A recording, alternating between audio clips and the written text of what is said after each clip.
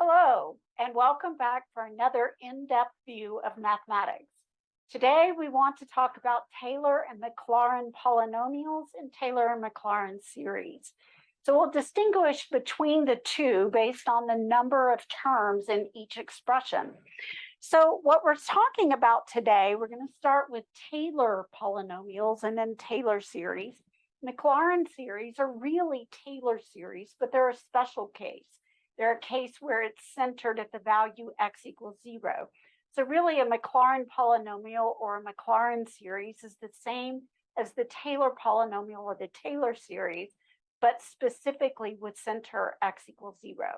And we'll talk about what it means to center a Taylor polynomial or a Taylor series as we start discussing the definitions of these. So what we want to talk about first is approximating functions with polynomials. Let me share my screen with you so you can see more easily the notes on this section.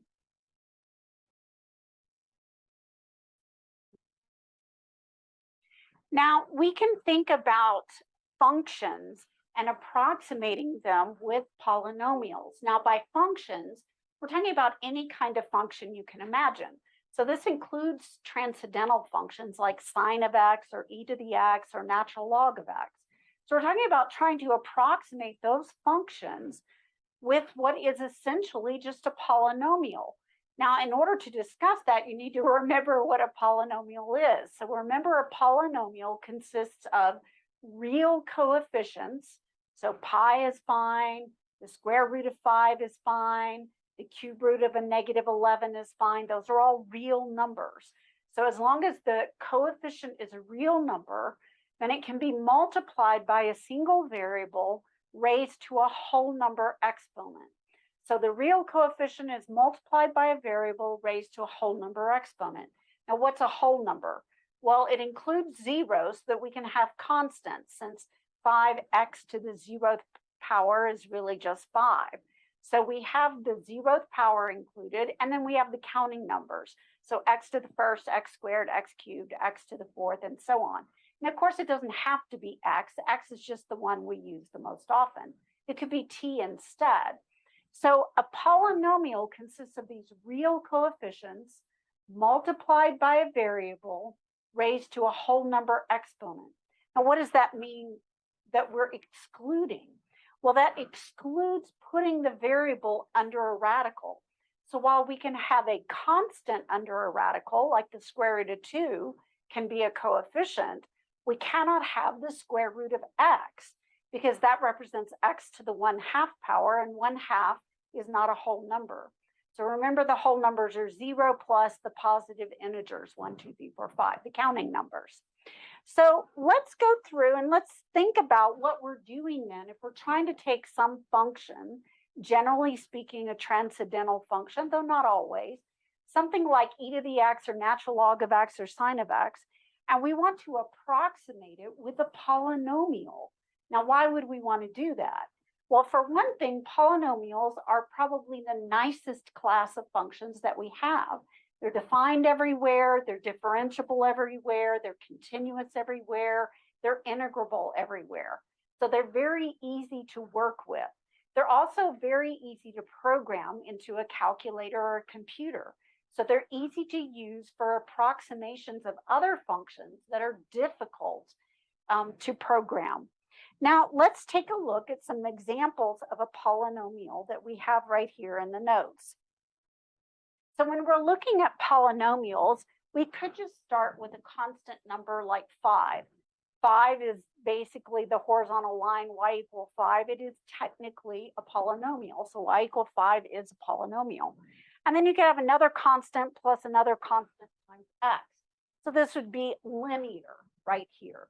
So this first one is just the constant function that we normally see. So we have a constant function, something like y equal 5. And the next one, of course, is linear. So it's a linear function. This could be something like y equal 5x plus 2 or something like that. So it's a linear polynomial. And the next one down, the third one, which is degree 2, is of course a quadratic function. And we have cubic functions and so forth. quadratic. Gotta spell it out. So we have a quadratic function. Now, one or more of the coefficients could be 0, but to be degree 2, then the coefficient of the degree 2 term can't be 0 because then we don't have a degree 2 term. So basically, we're looking at different polynomial functions. Now, this could go up to something with maybe the nth power on the variable x. And if we do that, if we have lots of these powers, we can write it in summation notation, where it's a finite sum starting at k equals 0, so we can get a constant by itself, right? Remember, x to the 0 is the number 1. So, and then we go up to n, which means that we have some constant times that power of x. And that gives us a polynomial. So a polynomial is a finite sum or difference of terms where every term has a real coefficient and a whole number power on the variable. Now, that also means that we can't have the variable in the denominator. So you can't have 1 over x or 1 over x squared, because if you rewrite 1 over x squared, it becomes written as x to the negative 2, and negative 2 is not a whole number. So these are the ones where we have the variable in the numerator with a whole number power. Now, what is a power series by contrast? A power series consists of an infinite number of terms. And this infinite number of terms, if it's centered at 0, we have something like a constant plus c1x plus c2x squared and so on, but it goes forever. So it does not stop, it doesn't terminate. It's not finite like a polynomial is. So in a sense, it's almost like an infinite polynomial, and we call this a power series. And we're going to define these more carefully in just a moment. All right. So what does it mean then to approximate some function like e to the x with a finite polynomial? Now, if you're approximating with a finite polynomial, you know that e to the x is not equal to a quadratic. It's not equal to a cubic. So what does it mean exactly to approximate it with a finite polynomial? So what does it mean graphically? What does it mean algebraically? So we're going to start with the linear approximation function from Calculus 1. And remember, the linear approximation function is really just the tangent line at a point, all right? Linear approximation means approximate a value close to x equal a with the value on the tangent line. And this is only a good approximation if the curve is relatively flat there, doesn't have a great deal of curvature, and if it's differentiable, of course, at a, and if you have values that are close to a. So if your a is 1 and you're evaluating at x equal 100, it's going to be a terrible approximation. I mean, you wouldn't even go there. It wouldn't be a good approximation for 5, much less 100. So we're talking about close. One, if it's centered at 1, you might want to evaluate it at 1.1 or 0.9 or something like that. So you want to be close by. All right. So let's consider a function that does have a derivative at the point x equal a, so that we can get the tangent line at x equal a. So in order to have the tangent line, we know we have a point, which is the point a f of a, whatever the function is, and then we need the derivative there, which is the slope of that tangent line. So the equation for the tangent line to the graph is given by this equation right here. And again, this is really just point slope form of the line in disguise, where you have y1 taking the place of f of a, and you have f prime of a taking the place of slope m, and you have x1 taking the place of a, this point at which you want to center things. So this is the point at which you want to have your approximations be close to. All right. So when we're looking at this, this is basically what we've got. This is point slope form, where we move the value of y1 to the right side of the equation. And of course, this is just coming from the slope definition, where the slope is the change in y values divided by the change in the x values. So this isn't really anything new. This is all algebra. starting with the slope, you can move the denominator to the other side, which gives point slope, and then you can move the specific y value to the other side and solve for the equation of the tangent line. So the equation of the tangent line is f of a plus f prime of a x minus a. We can call this the linear approximation function, also known as the tangent line. So it's really just the tangent line. Now, it does have two properties that are important for us moving forward in approximating functions with polynomials. And that is that it matches the function at a. They connect at that point. So the point a f of a is on the original function f, and it's on the linear approximation function. So it's on the tangent line as well. It's on both of those. So this is the point a f of a. This is on both. And they have the same slope at x equal a, right? So we know that they have the same slope there because that's basically what the derivative is. It's the slope of the tangent line. So they are containing the same point, and because they have the same slope, they're either both increasing at that point or they're both decreasing at that point because the slope is telling you whether it's increasing or decreasing. So they share those two qualities. And we can call this the linear approximation function, or p sub 1 of x. So p sub 1, the 1 represents that the first derivatives match. So the function value there is equal to the value on the approximating polynomial, and the first derivatives match, which means their increasing or decreasing behavior matches as well. So this is a graph of the function 1 over x. And then we're looking specifically at the value a equals 2. So looking right here, we have a equal 2. So we're looking at values that are close to 2. So we'll see right here that they've graphed the tangent line to the function f of x equal 1 over x at the point a equal 2. So when they're looking at that, what we've got here is we can see that the tangent line is decreasing. And in fact, the derivative of 1 over x would indicate that that function is decreasing at the same point. And they both share the ordered pair 2, 1/2. So they both share that ordered pair. That's where the two graphs definitely for sure connect. They could connect in other places as well, but they definitely connect there. And that becomes sort of the center of our focus. Over here, you'll see sort of a close-up view of just this little rectangle section right here. And you can see that what we're talking about is as long as I'm super close to 2, so at values like 2.1 or 1.9, then I could use the function value on the tangent line, which might be easier to compute, as the y value on the function. It's not perfect, but it's a pretty close approximation. And of course, what we're going to find out is we can make this approximation better and better by taking different types of polynomials. So right now we're only looking at the linear approximation, right? And you can see that as long as we're close to 2, those are relatively close in value. The further away from 2 we get, the further away these graphs go from one another. So at 6, the y value on the tangent line isn't remotely a good approximation for the y value on the function 1 over x.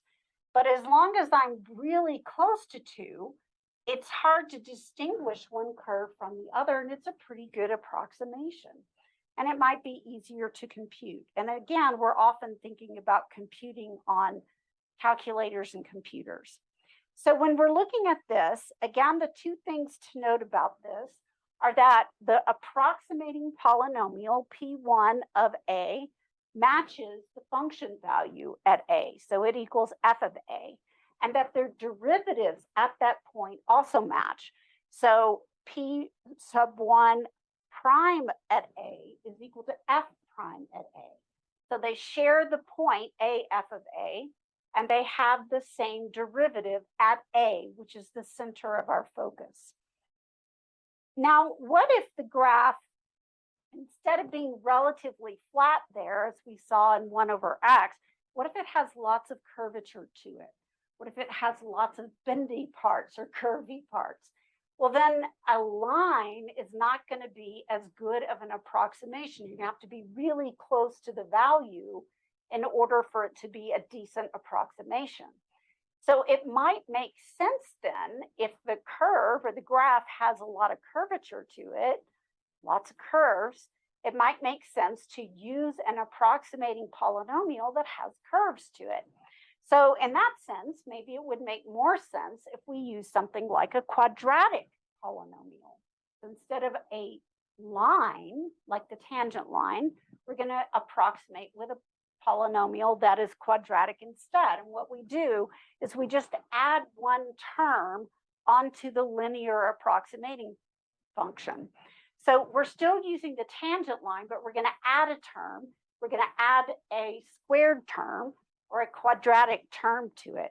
And then what we want to do is we want to make sure that we have a condition where not only the first derivative matches at x equal a, and that the function value matches at x equal a, but that the second derivative matches there as well. In other words, we want them to be concave in the same direction, either both concave up or both concave down at a, because we're trying to approximate values close to a. So we want it to bend the same way that the original function does near a. So let's take a look at what's called the quadratic approximating function. Now this is going to be p sub 2 of x. And again, we're making sure they still share a f of a. They still share the first derivative, so they're either both increasing or both decreasing at a. And they share the second derivative, both concave up at a or both concave down at a. So when we look at this, you can see in this graph right here that we've got this function f of x, which looks kind of parabolic, but in fact it is not parabolic. So this black curve right here is not actually parabolic. We're probably only seeing part of it. And we can see p sub 1 of x, which is basically the tangent line at a. So this is p sub 1 of x, which is here in red. And then you can see in blue, this is the second degree approximating polynomial p sub 2 of x. And if you look at the graph, notice that it's hard to distinguish between the blue and the black over a wider interval than it is to distinguish the black from the red. In other words, by increasing the degree of the approximating polynomial, we've expanded the interval over which it's a pretty good approximation. So for example, if I were looking at this one, I would say the red is a pretty good approximation as long as I stay within that particular rectangle right there, that interval around x, near a, centered at a. If I'm looking at the blue, on the other hand, then it seems to me that I could almost go out to here and maybe to here on this side. It's a wider interval over which it's hard to distinguish the blue from the black. So by adding a degree, we've increased the accuracy for points near a. And this is what it looks like in equation form. So again, you're starting with p1 of x. That's the linear approximation function. So we're starting with the linear approximation function here, f of a plus f prime of a times x minus a. This is just the tangent line at a. And we're adding one quadratic term to it, some real constant, c2, times x minus a raised to the second power. Now, why x minus a? Well, we want to center it around a. So by subtracting a from the variable x, we've centered it at a. So we have x minus a quantity squared. Now let's prove that this new equation does in fact meet our three conditions, that when x is a, they have the same value. So if x is a and I replace each x coordinate up here with the value a, I get this expression here, and then I've got a minus a in the second two terms. And so they drop out because a minus a is 0, and I get p2 of a equals f of a, which is what I wanted. I want them to share that point, a f of a. So this first condition is met. The second condition is that they have the same derivative at a. So I'm going to take this equation and I'm going to take the first derivative of it. Now, f of a is a constant, so the derivative goes to 0. A is also a constant, so when I take the derivative, f prime of a is also a constant. So this is x, so it's just going to give me f prime of a.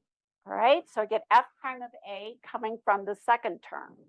On the third term, C2 is a constant, A is a constant, but X is the variable. So I apply the chain rule, bring the 2 to the front. So I get 2C2, reduce the power by 1. So I get X minus A to the first.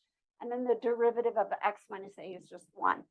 So what I want to prove now is that the first derivative of the polynomial function, the approximating function, this one, matches the actual function at a. So I want P2 prime at a to be f prime at a. So I again substitute the value a into this expression, and I get a minus a in the second term, which is going to cause it to drop out, and I get f prime of a, which means that condition 2 is met. So they agree on that one. Now I need to do the derivative again. So when I do the derivative again, I need to scroll up a little bit so we can see the rest of it. When I do the derivative again, I'm taking the second derivative, so I can come back up here to this form, the x form where I took the derivative the first time.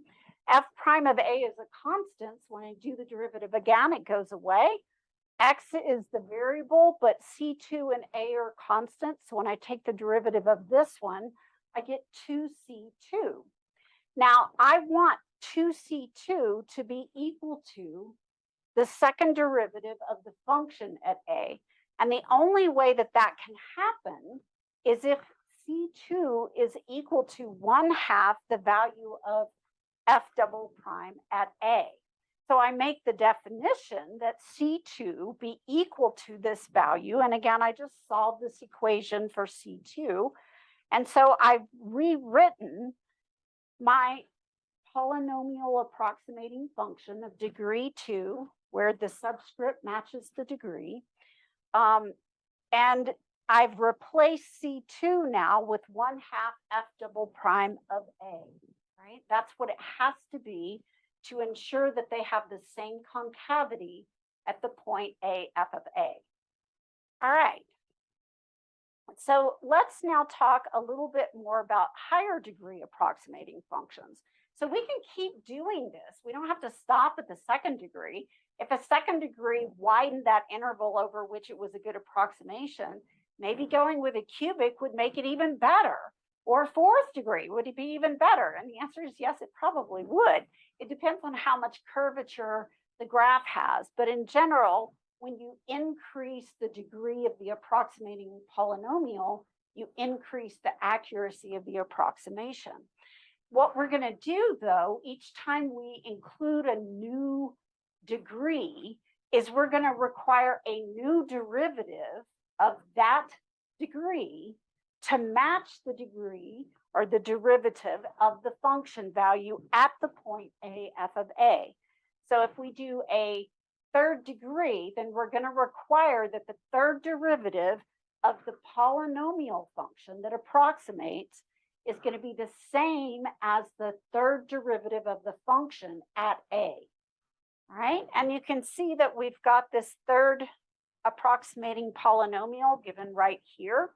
And as you might imagine, if you remember the value of C2 up here, how we found C2, remember that we were pulling the power to the front. And so we pulled the 2 to the front because the power was 2, and that gave us 2C2. And then when we solved for C2, we got 1/2. Well, if you have a third degree, then you're going to be taking the derivative 3 times. And so first you're going to have the 3 come to the front, and then the 2 come to the front, and then you'll have a 1 come to the front. So you end up with a 3 times 2 times 1. And when you solve for that constant, it will put the 3 times 2 times 1 in the denominator. And so looking at this one down here, you can see that we've got this 3 times 2 times 1 in the denominator. Now, I didn't write the 1 because 1 times any number is that number. So I just got lazy and didn't write the 1. All right. And this 1 over 2 times 3 times the third derivative at a, that's what that constant has to be in order to make the third derivative at a of the function match the third derivative at a of this approximating polynomial, right? Then they'll be the same, okay? And that's what we're requiring. So you can tell that because of the nature of taking derivatives over and over again, if this is a 3 and I take the derivative 3 times, I'm going to pull the 3 to the front, then the 2 to the front, then the 1 to the front. If it's the 4th power and I do the derivative 4 times, I'll pull the 4, and then the 3, and then the 2, which means that we're getting all of the constants from that value down to 1, which is the definition of a factorial. So 2 times 1 is 2 factorial. 3 times 2 times 1 is 3 factorial. So this is a shorthand way of expressing that one. And you can see the 4th approximating polynomial here. And notice that when you do the 4th derivative over here, and have the 4th power on x minus a, that you've got this 4 factorial in the denominator. So this is a pattern that's starting to develop, and it will continue for however many polynomials degree terms you want to add to this. The more terms you add, the more you want that new degree term, you want that derivative to match the one of the original function. So again, we see right here, this is the original polynomial approximating function. This is p sub 1 of x, which is basically the tangent line. And then this next one up to here is the quadratic polynomial approximating function. And then we have the cubic polynomial approximating function. And then the whole thing becomes the 4th degree polynomial approximating function. And we can keep going with this as high as you want to go, all right? Now, the higher you go, probably the wider the interval over which it's a good approximation. So let's take a look at this picture right here. This is the graph of sine of x, which is here in black, and we have 3 polynomial approximating functions on it. So this is P3, P5, and P7. So P3 is 3rd degree. So it only has 4 terms in it, the constant, the 1st degree, the 2nd degree, and the 3rd degree. So it has 4 terms total. P sub 5 of x is the 5th degree polynomial approximating function. So it has 6 terms, the constant, 1st, 2nd, 3rd, 4th, and 5th powers. And then likewise, similarly for P7. Now, notice what's happening. At some point, these polynomial approximating functions are veering away from the graph of sine x. They're no longer good approximations for it. But notice that close to the value you chose to connect them at, which we call the center, close to the center, they're all good approximations. So the one that uses the lowest degree, the least number of terms, is P sub 3 of x. And I would say that P sub 3 of x is probably a good approximation, maybe between there and there. And again, notice that it's not always centered on the center, but it always goes around the center, all right? So some on one side, some on the other. Now, the next one, of course, is P sub 5 of x. And where do we see that graph, that blue graph, pulling away from the black graph?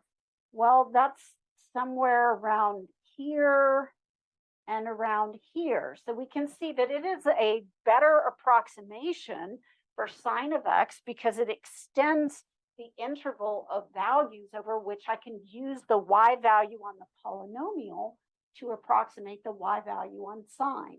And that's really what we're doing, approximating the y values. Now, the last one, of course, is P sub 7 of x. And when I'm looking at this one, It's here in green. And so it looks like that one's a good approximation to about here and about here. So it's an even better one. And you can imagine if we took maybe P sub 32, it's going to be a far better approximation than the 3 that we have up here. And it will have a much wider interval over which it approximates the sine function. And that, in fact, is what happens. And we're going to see that in a little bit. Now, right before we define Taylor polynomials, which is what we've been developing, before we talk about that, I want to just bring up some notational things. So we normally write derivatives by putting prime notation. So if we want to write the first derivative, we usually write f prime, which is the derivative of f with respect to x. And if we want the second derivative, then we write a double prime. And if we want the third derivative, we write a triple prime. But we're now talking about doing derivatives of much higher degree than what we've been doing in the past, which means we're going to go well beyond a third derivative. And after a while, you can't count the tick marks anymore. So in mathematics, we give up on the prime notation after 3.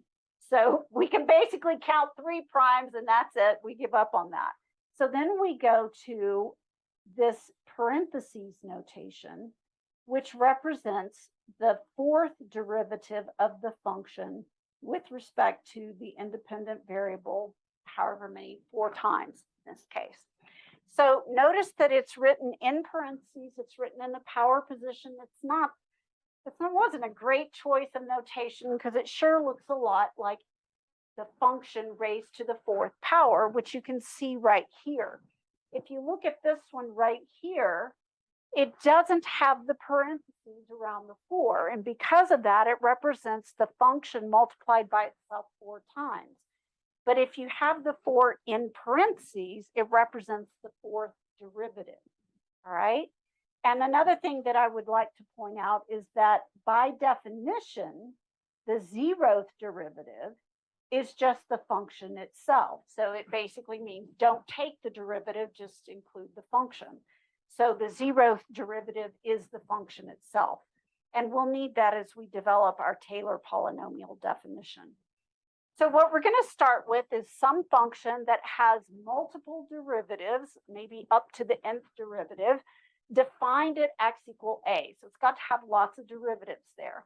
If it doesn't have lots of derivatives, then we're not going to be able to approximate it with a very high degree polynomial. And the higher the degree on the polynomial, the more accurate the approximation. Then we say that the nth order Taylor polynomial for f with its center at a, that point where we're forcing them to connect and we're forcing the derivatives to match, written p sub n, has the property that it matches the function in value. They both connected a, f of a.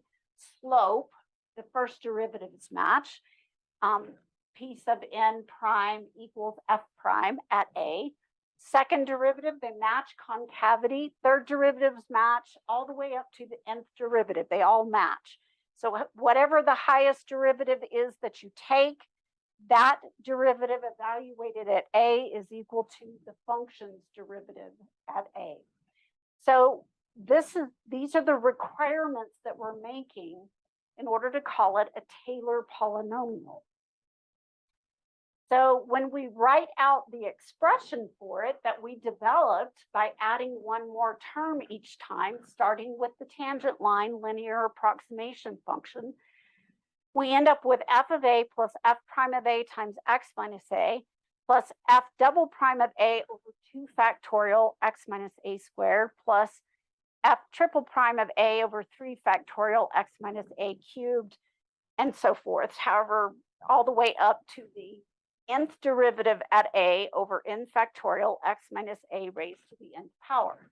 Now you should be asking, okay, I can see the pattern for these terms at the back. Does that pattern fit the first 2 at the front? And the answer is, in fact, it does, because if we follow the pattern here, we would need to be dividing the second term here by 1 factorial, and 1 factorial is 1, so that doesn't change it very much. So it does fit the pattern. What about this first one, f of a? Well, in fact, that also fits the pattern. By definition, 0 factorial is defined to be equal to 1. So you can write it with a 3-bar equals that represents definition. So 0 factorial is defined to be 1. And then we need to multiply it by x minus a.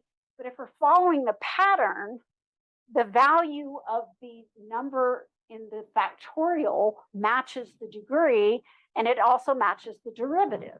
So we should have here some x minus a to the 0, and we should also have the 0th derivative. But remember I said the 0th derivative at a is really the function value at a.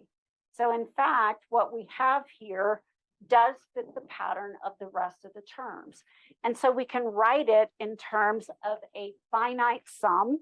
And because we want to go to n, we can't use n for the index. So we choose k, which is usually our second choice. So we have the sum from 0 to n of some constant coefficient multiplied by x minus a to the k. Now, where'd the constant coefficient come from? Well, it's a little onerous to always be writing the nth derivative at a divided by n factorial. So we make a definition that c sub k is that kth derivative at the center a, making sure the derivatives match at that point, divided by k factorial. So we write this way just for simplicity's sake, all right? Just so the formula doesn't look quite so complicated. But you could certainly, of course, also write it by substituting the value of c sub k in. So this would be the kth derivative at a divided by k factorial times x minus the center to the kth power. You can certainly write it that way, right? So let's take a look now at what a Mclaren polynomial is. Now, a Mclaren polynomial is a Taylor polynomial. They're a special case, and they're the special case where the center is 0. 0 being a special number, we're centering it around x equals 0. So around the y-axis, basically. And we call that a Mclaren polynomial. And the formulas get simpler because the value of a is 0. So when you're looking up here at the formulas for the Taylor polynomial, if the a's went away, the a's were 0, then you would have f of 0 plus f prime of 0 times x, because a is 0, you just have times x, f double prime of 0 over 2 factorial times x squared, f triple prime at 0 over 3 factorial times x cubed. In other words, you just have a monomial factor of x to the power. So these become more simple. And again, we do require that the derivative, each derivative of the polynomial approximating function at the center 0 has to match the derivative of the function we're approximating at 0. So all of these still have to hold, and we basically end up with a simpler formula that you see here. And again, we can go ahead and we can rewrite this in the other form as well. This is the sum from k equals 0 to n of the k derivative, make sure you put it in parentheses, at the center 0 divided by k factorial x to the k, right? So that's the approximation that or the formula that we use for c sub k. Okay. Now what we want to do is we want to actually do some of these, because it's one thing to talk about it, it's something else to actually do it. And I think you're going to like this. It turns out to be relatively easy and not too hard. So let's take a moment and prepare ourselves to dive into doing some examples. Okay, so what we want to start with in example 1 is we want to approximate the sine function, which is the ones that we've had in pictures previously. And we want to write the first 7 approximating polynomials. Well, technically, I suppose if you include p sub 0. So p sub 0 basically just says, well, I have to match at the point. So it's basically a constant function, which is really pretty simple. It's a horizontal line going through a f of a, which is a terrible approximation for most functions, but that's technically what it is. So we're really interested in p1 through p7, but we'll develop p sub 0 because p sub 0 is a part of p1.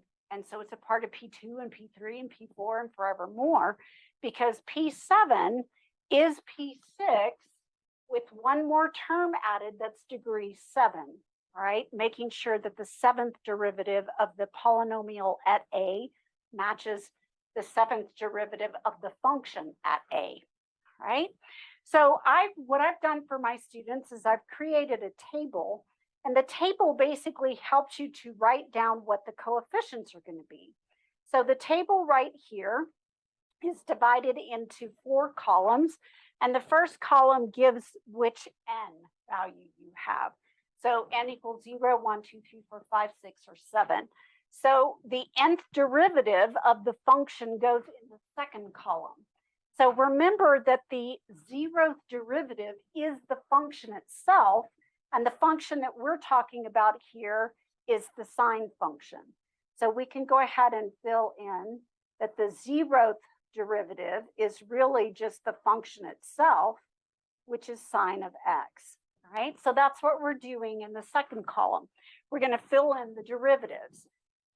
So the next one is going to be f prime of x, which is the derivative of sine, which is cosine, and then f double prime. Notice that the derivative number matches n, and so the derivative of cosine is negative sine. And you know that these repeat in a pattern every 4. So triple prime is going to be the derivative of negative sine, which is negative cosine of x. Then we give up on the prime notation. We use the parentheses notation in the power position. And the fourth derivative is going to be back to sine. And then they're going to repeat again. So then we're going to have cosine x, negative sine x, negative cosine x, repeating in order after that. So I'll go ahead and write those down really quickly. So we have cosine x, and then the sixth derivative at x is negative sine x, and the seventh derivative at x is negative cosine x. All right? Now, what's the next column? The next column, you're going to take your center and you're going to plug it into the nth derivative. So we have to know what the center is. And coming up here, I'm trying to remember if I said what the center is going to be. I didn't say what the center was going to be, but I did use the word Mclaren. So when it says Mclaren, the center is automatically 0. So this word right here means it is a Taylor series with a equal to 0. Right? That's basically the definition of a Mclaren series. It's a Taylor series where the center is 0. So coming back down to my table, my center A is equal to 0. So basically what I want to do here is f of 0, which is sine of 0, which is 0, right? The sine of 0 is 0. And then I'm going to have f prime of 0, which is cosine of 0, which is 1. And then I have f double prime at 0, which is negative sine of 0, which is also 0. And then I have f triple prime at 0, which is negative cosine of 0, which is negative 1. And then it's going to repeat. And this time, because it repeats, I'm not going to write them all out by hand, but basically we're going to repeat 0, 1, 0, negative 1, 0, 1, 0, negative 1. So we have 0, 1, 0, negative 1. Now, remember what our formula for C sub k was. C sub k being the coefficient of each term being multiplied by the x minus a raised to the kth power. So again, what we have is the kth derivative at a, which is what we've computed in columns 1 and 2. So column 1, we just got the derivative, and column 2, we plugged in the center. So this value right here represents the numerator, the kth derivative at the center a. And now to find the coefficient, we just need to divide by k factorial. So I have 0 divided by 0 factorial, which is 0. Now 0 factorial is not 0, it is 1, so it is defined. And then the next one is going to be 1 over 1 factorial, which is 1. And then I have 0 over 2 factorial, which is 0. And then I have negative 1 over 3 factorial, which I'm going to leave like that. And then I have 0 over 4 factorial, which turns out to be 0. And then 1 over 5 factorial, which I'll leave like that. 0 over 6 factorial, which is just going to be 0. And negative 1 over 7 factorial, which I'll leave like that, right? So again, what I'm finding are the coefficients of each term in the Mclaren polynomial. So I'm approximating. So now what we want to do is we want to write down what these values are for p sub 0 and so on. So we're going to have p sub 0, which basically just starts at 0 and goes to 0. So we only have 1. So we have c sub 0, x to the 0. So coming back up here to our table, we have 0, x to the 0, which is just 0. In other words, p sub 0 is the horizontal line, y equals 0, which is also called the x-axis, right? So it's our 0th polynomial approximating function. And then we want p1, which is going to take p sub 0, and it's going to add on the next term, which is going to be c1x to the 1. And this is going to be equal to 0 plus. And then we want to take our next constant from the table, which was 1. And we want to multiply that by x to the 1. So basically, this just becomes x, or this is the equation y equal x. So slope of 1 crossing through the origin, right? What is P2? So let's do one more, and then I'll leave you to write up all of them on your own. So you're going to have P1 plus C2x squared. Since this is a Mclaren polynomial, we don't have x minus a because a is 0, so it just reduces to x. So P1 is x plus, now we take the previous constant, P2 turned out to be 0 times x squared. Now this is something that's a little different. That means that P2 and P1 are actually the same polynomial approximating function. And this happens with sine and cosine. Every other one zeroes out because of the nature of sine and cosine if you're evaluating at 0. And so you'll see this habit where 2 in a row turn out to be the same thing. Let's do one more. Let's do P3, which is going to be P2 plus C3x cubed, which is going to be x plus, and then the third coefficient was negative 1 over 3 factorial. So coming down here, it's actually going to be negative 1 over 3 factorial x to the third, right? So this is our new equation, which if you wanted to multiply out the factorial, it would be 1/6 x to the third, all right? A lot of times when we're doing these, it makes sense to leave it in factorial form because we may get some cancellation later on, or there may be a pattern that's sort of hidden. If you multiply it out, you don't see the pattern anymore. So go ahead and pause the video and write out the rest, P4, P5, P6, and P7, then turn the video back on and compare your answer to mine.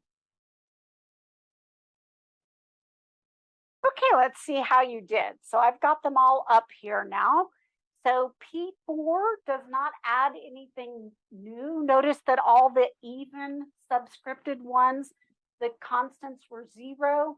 And so it basically zeroed out. So the even ones don't add anything new. They are the same as the previous odd one.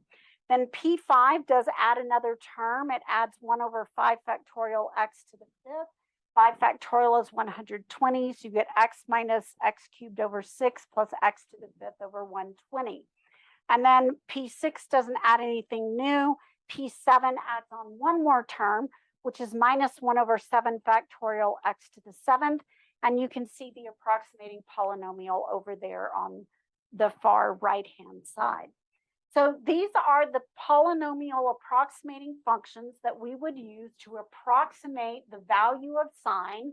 So pick an x value close to the center, 0, and that we could approximate the value of sine with the value on the polynomial instead. Now, why is that an advantage? Well, I can get the value on the polynomial just by adding, subtracting, multiplying, dividing, and raising to a power. So basically add, subtract, multiply, and divide. So that's a much simpler process than computing the sine of the value.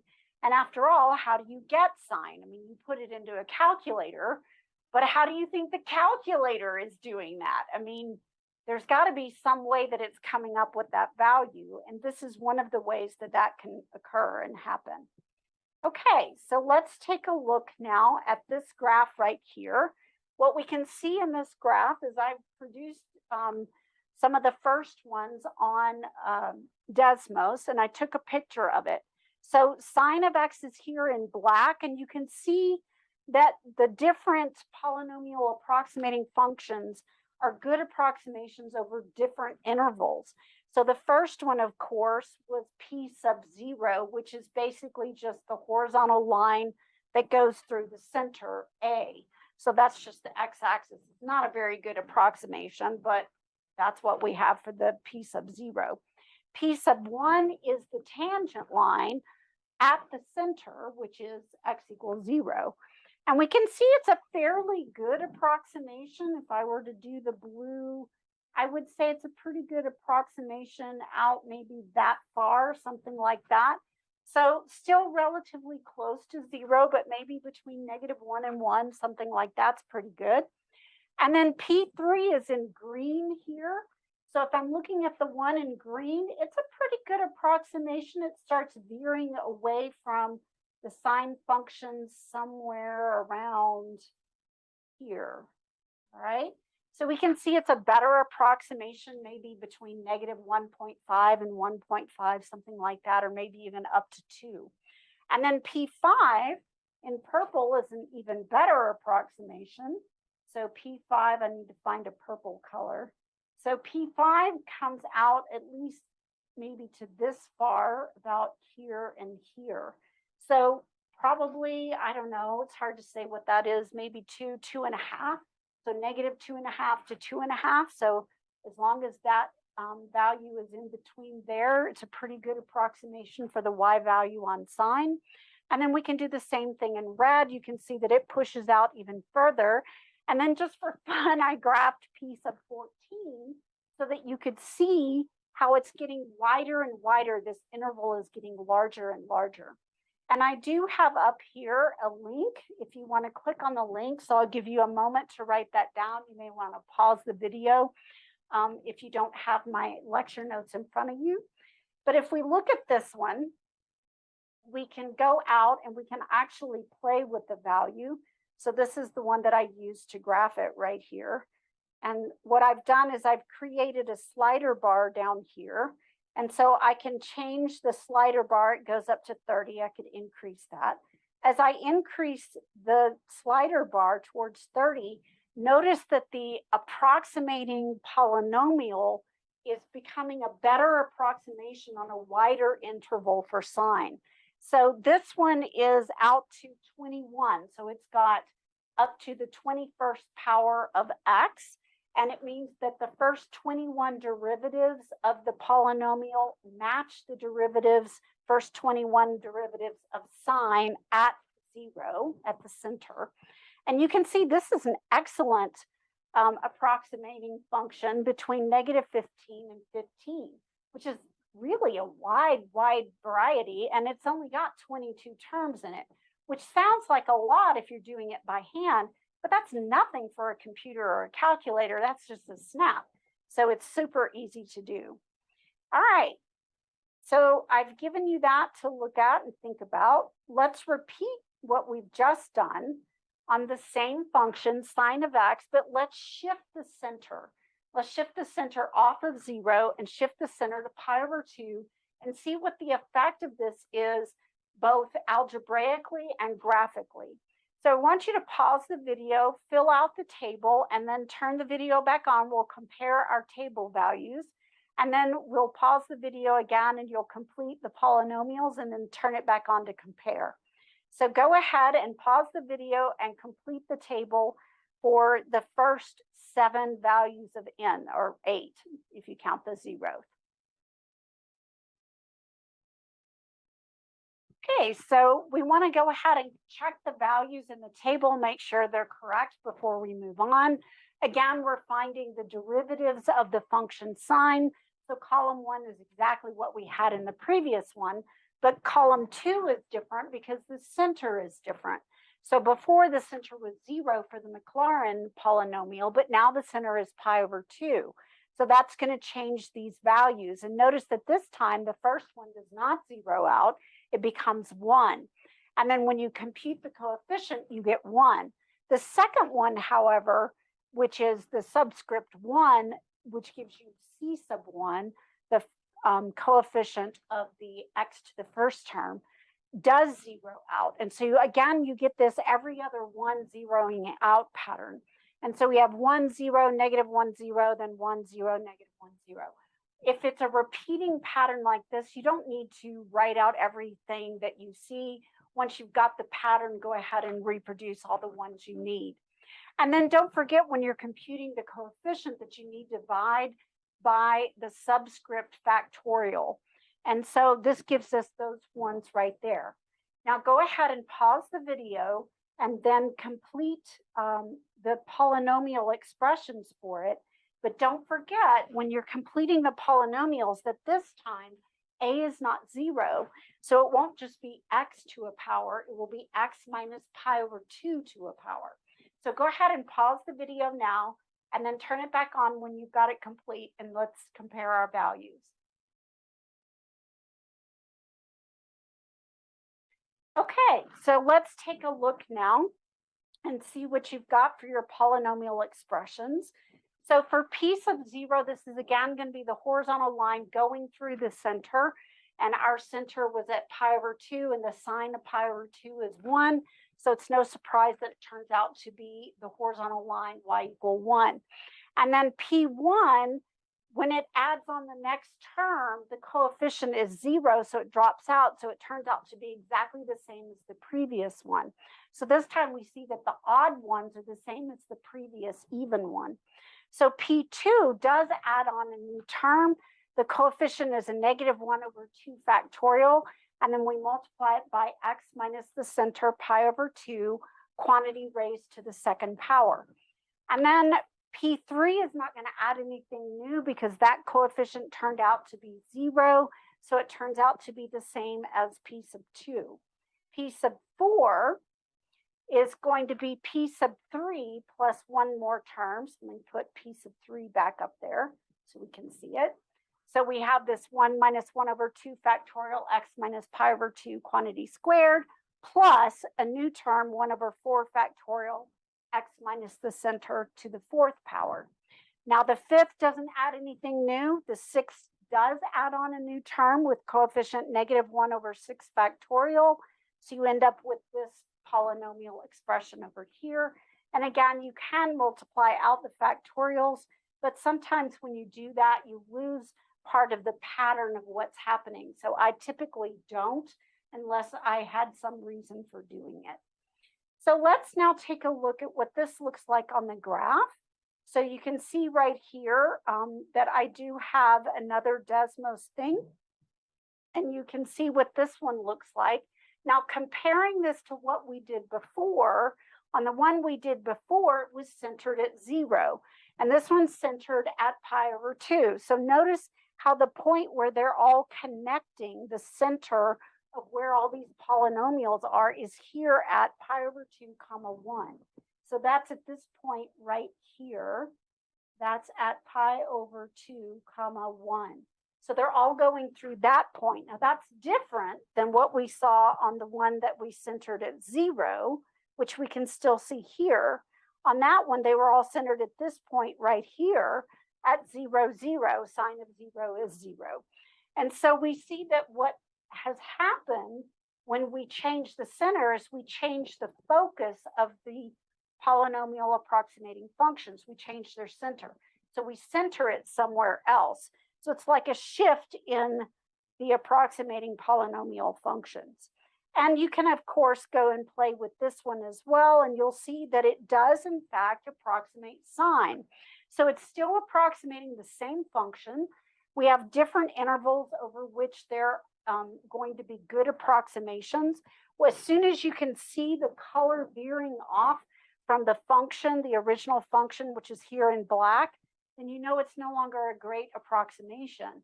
But within that part where you can't tell the difference between the two curves, it's a good approximation. In fact, in some cases, it's an outstanding approximation, better than what you would get on your calculator. So you can take a look at these and play around with them. I set that one up as well to be able to play with. Now we want to repeat this process, but we want to repeat it on natural log of x. So I'll go through part of this table with you, and we're going to center this one at 1. So remember, we're going to have here our center a is equal to 1, and our function f of x is equal to natural log of x. Now remember the 0th derivative, that's just the original function. So that's natural log of x. Now the derivative of natural log is 1 over u du dx, and the derivative of x is 1. So f prime of x turns out to be 1 over x. Now, in order to do the derivatives, it actually helps to have it in power form. So you might want to think about writing this as x to the negative 1 so that you can more easily compute the second derivative, which would be negative x to the negative 2 or negative 1 over x squared. And then you can do f triple prime of x, which you can think of it in this power form again, and that will give you a 2x to the negative 3, which is 2 over x cubed. So notice the derivatives, we're actually getting different constants in here than what we had before when we were doing sine and cosine. So when we're looking at this one, let's now take a look at the fourth one. So I think I only asked for up through p sub 4 on this one. So when we do the fourth derivative with respect to x, in the power form, I would get negative 6 x to the negative 4. Now, does anybody see the pattern that's actually developing? First, you pull a 1 to the front, or a negative 1 to the front, and then a negative 2 to the front, and then a negative 3 to the front. The next, you pull a negative 4 to the front. These coefficients here are actually developing factorials with alternating signs. All right, so we're getting 1 factorial, 2 factorial, 3 factorial. The next one would be 4 factorial. So that's actually what's developing here. So you're getting negative 3 times 2, and the next one would be a negative 4 times negative 3 times negative 2. So we're getting the factorials developing as we're doing this. And then this becomes, of course, negative 6 over x to the 4th. But we can write the numerator as a factorial if we want to have it match the pattern of the others, right? If we want to, if you recognize that that is what's happening there. Now, the next thing we need to do is we need to substitute the center into these values. Notice we did not center this one at 0. Natural log is not defined at 0, so we can't center it where it's not defined because the polynomial approximating functions and the function itself have to meet at that point. So you can't use a point where the function's not defined. So we picked 1 instead, but we could have picked any positive real number and we could have centered it there. So the natural log of 1, so I'm substituting these values in. So f of 0 of 1 is the natural log of 1, which is 0. And then f prime of 1 becomes 1 over 1, which is 1. F double prime of 1 becomes negative 1 over 1 squared, which is a negative 1. F triple prime of 1 becomes a 2 over 1 cubed, which is 2. And then f to the 4th of 1 not the fourth power, but the fourth derivative of that gives us -6 over 1 to the fourth, which is -6. And again, these are essentially going to be the factorials: 1 factorial, 2 factorial, 3 factorial. And then we can compute our coefficients by dividing by the subscript factorial. So this is going to give us 0 over 0 factorial, which is 0 over 1, which is 0. And then we have 1 over 1 factorial, which is 1, -1 over 2 factorial, 2 over 3 factorial, and -6 over 6 factorial. And again, we could also have written these as -1 factorial, 2 factorial over 3 factorial, and -3 factorial over 6 factorial. That would work as well with the alternating sign. And it does actually work going back to the beginning, because we could write this one as 0 factorial, all right? So it does work all the way backwards. Okay, so when we're doing this, now we want to write down what the polynomial approximating functions are. So we start with p sub 0, which is just the horizontal line going through the center. So we have p sub 0, which is basically the natural log of 1, which turns out to be 0, all right? So again, that's our first coefficient multiplied by x minus the center. I've got a little bit of lag on my writing here.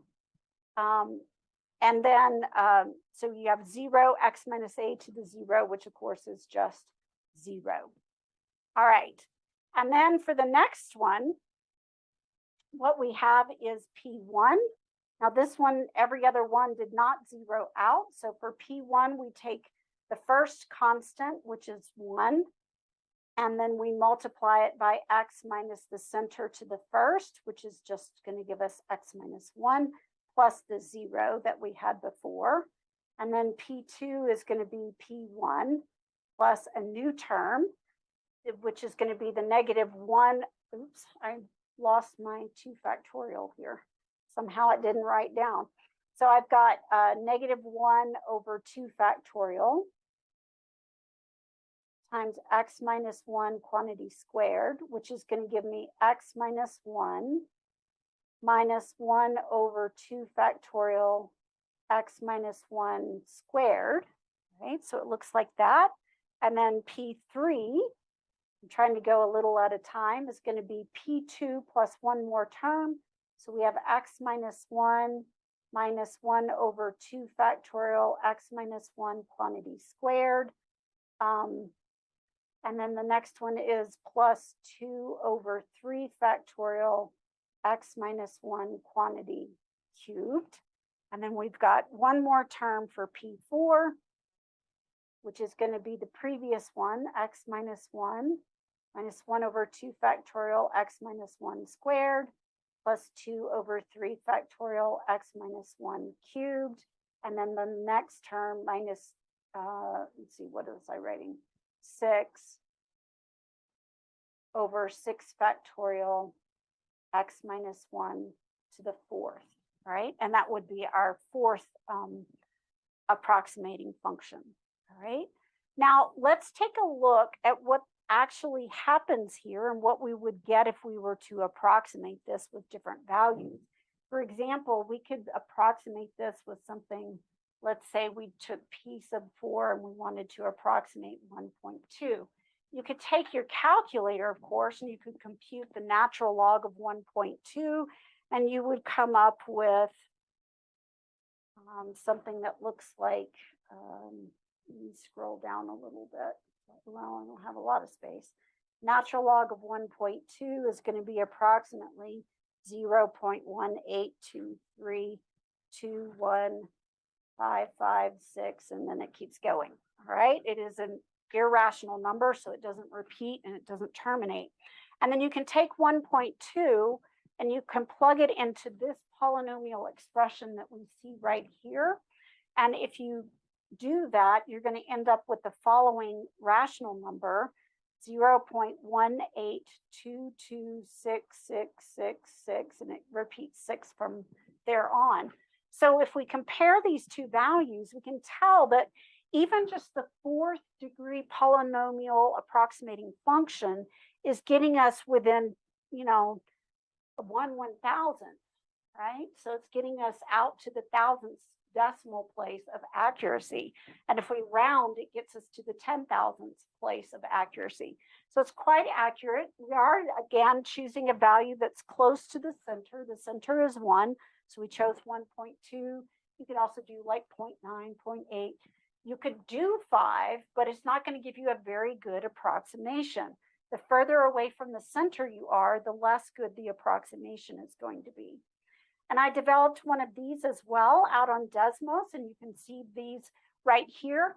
Notice that these are veering away from natural log rather faster than the trig function for sine, than those polynomial approximating functions did. So it turns out that that is relatively the case. Natural log is, for some reason, harder to approximate. You've got to be closer to it. They tend to veer off more commonly, more quickly than the polynomial approximating functions for sine or cosine. So this one right here in orange is p sub 29. So it has all the way out to x minus 1 to the 29th power. It's got 30 terms in it, which is a relatively large polynomial. But notice it's not buying us a whole lot of extra space out here as far as the accuracy of the approximation. So the natural log is here in black, and you can see that the orange is veering off here.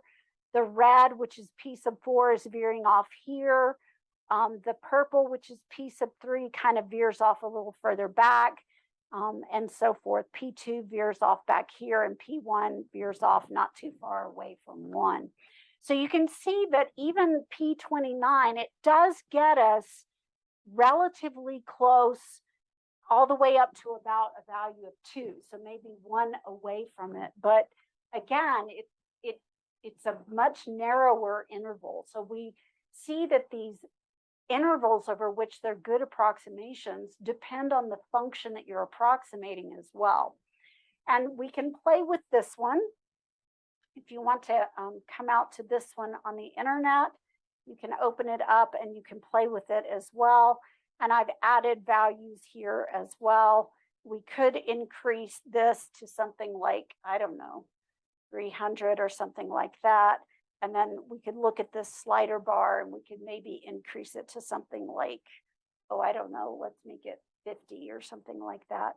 So if we're looking at that and I go to p equal 50, it's going to take it a minute to figure that out, I think. It'll take it a while to come up. All right, there it is. Okay, so it's no longer P29, so the label is going to be incorrect. But the polynomial approximating function you can now see is coming out here. It's not getting us too much further. All right, it's just really not. We'd have to use a much, much, much higher polynomial to extend this interval a lot. So for natural log, we tend not to do that. We want to keep the number of terms relatively low. I mean, the whole point of doing this is for making it easier to calculate and make an approximation for it. If we have to include, 300 terms in the polynomial, that's not easier. It's easier for a computer, but not for us. So what we do instead is we shift the center. If we want to approximate values near 2, we shift the center to 2. If we want to approximate values near 4, we would shift the center to 4. And then we know we can go about 1 on either side with a relatively small approximating function. Okay, let's do one more. This is e to the x.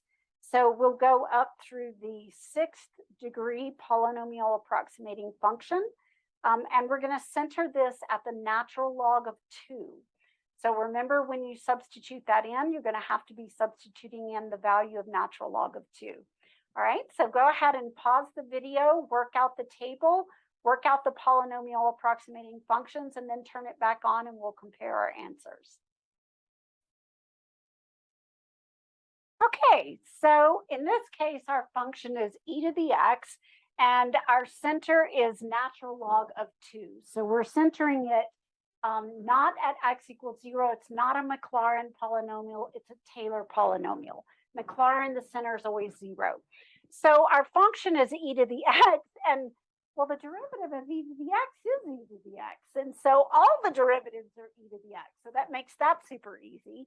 And then when we plug in the center, the natural log of 2, we have e to the natural log of 2, and they're back to back. We have e to a natural log, and they're inverse functions of each other, one-to-one inverse functions.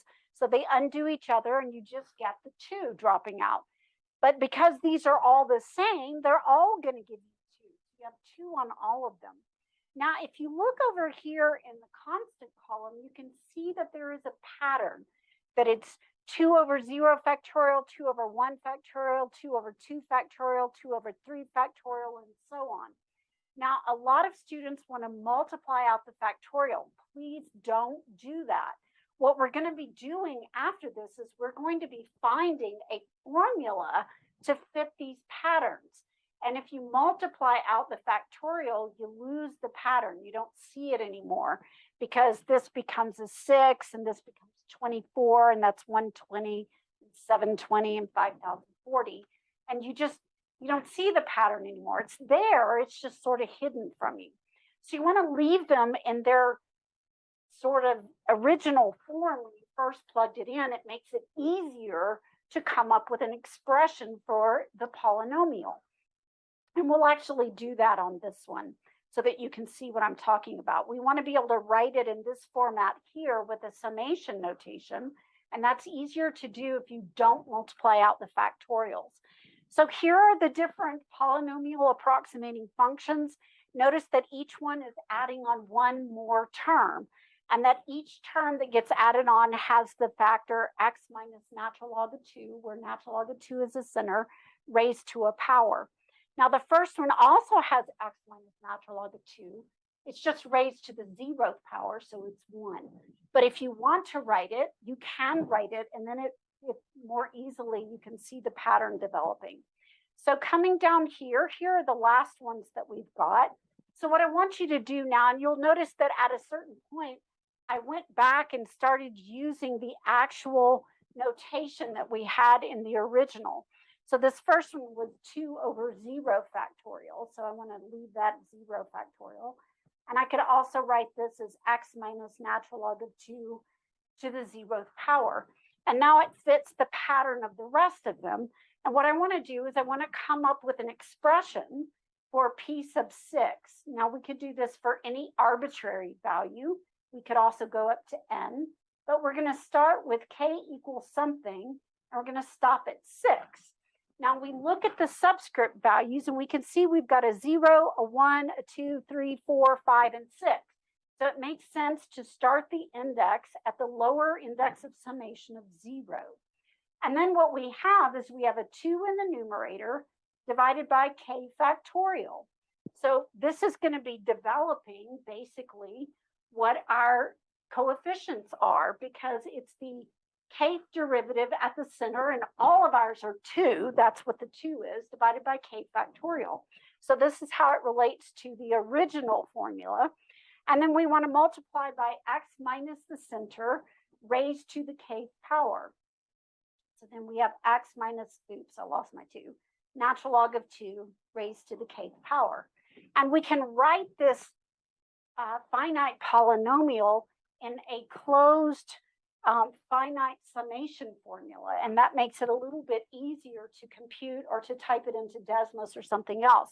If you want the summation in Desmos, simply type in the word sum, S-U-M, and the template for the summation symbol will pop right up. All right. You can also click on the menu bar and find it in there, but it's easier just to type in S-U-M, and then you'll get the summation.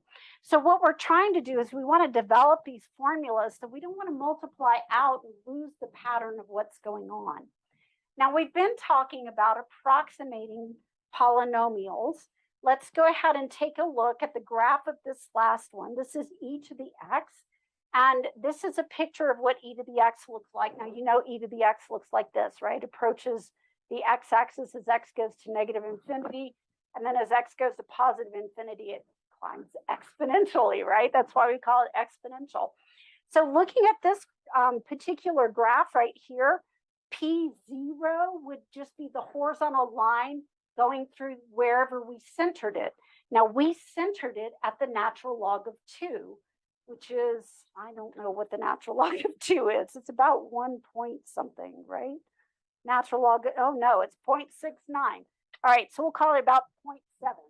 So this point right here is the natural log of 2. All right, so that's our center, natural log of 2, and e to the natural log of 2 is 2. So all of our polynomial approximating functions share the point, the ordered pair, natural log of 2. They all go through that point. And that's right here where they're all sort of centered or clustered around it. And we can see that the first p sub 0 would just be the horizontal line y equal 2, which is kind of boring. And not a good approximation, right? I mean, you don't have to get very far away from the natural log of 2 for that to be a bad approximation. P1 is a better approximation, but not for super long. It veers away from the exponential relatively quickly, especially in quadrant 1, off further to the right. Then we can look at P2, which is the one here in green. It's a better approximation over a wider interval, so maybe over to x equals 0, and well, sorry, but not out to 2. So maybe somewhere around 0.75 or 0.8. It's a pretty good approximation. P3, of course, would be a cubic function. You can see it goes down here. It is cubic in nature. It's in purple. It's a much better approximation. It goes out as far as about here, so getting close to 2 in this direction, but it veers away from the exponential, not too far away from 0 on the left. So notice these aren't always symmetric intervals around the center, all right? So they're not always symmetric. And then it depends on the function we're approximating. P4 is in red, which is pretty good. I mean, P4 does really well over here in quadrant 1. It veers off past 2, about 2.25, 2.3, something like that. You can start to see it separating a little bit. And it pushes closer, at least out to -1 on the left. But then I've got P29, which of course has 30 terms in it, the 29th power of x minus natural log of 2. And it is such a good approximation that you can't see the difference between it and the exponential function, at least over the interval that we see here in the graph. I mean, it's right on top of it. So it's a great approximation, at least between -8 and 6, all right? So whatever we can see. And if we want to, we can open this one up in Desmos as well, and we can see what it looks like right here. And you can see it's approximating different ones. And of course, I also created a slider bar here so you can see what it looks like. If I lower this down some, you can see that the polynomial approximating function, there it goes. You can start seeing it separate a little bit from the exponential, all right, over here. Still can't see it here. It's probably way up there. In order to see it, we would have to scroll this down and down and down and down. Okay, I'm up at 130 and yeah, it's still really good. Okay, so I'm going to give up on that. But you get the idea, all right? So the more terms you take, the wider the interval over which it's a good approximation. But depending on the function, those intervals may not be good approximations. They may not be very wide, which means it's better to shift the center to be near the values that you want to approximate. So it depends on the function. Sine of x, it wasn't that hard to get an approximating function that was good over a pretty wide interval. E to the x, also not too hard, harder than sine of x, but still not too bad. Natural log was difficult though. Natural log never got much further away than about 1. And so we see with natural log, our better bet is to shift the center if we need to approximate somewhere else.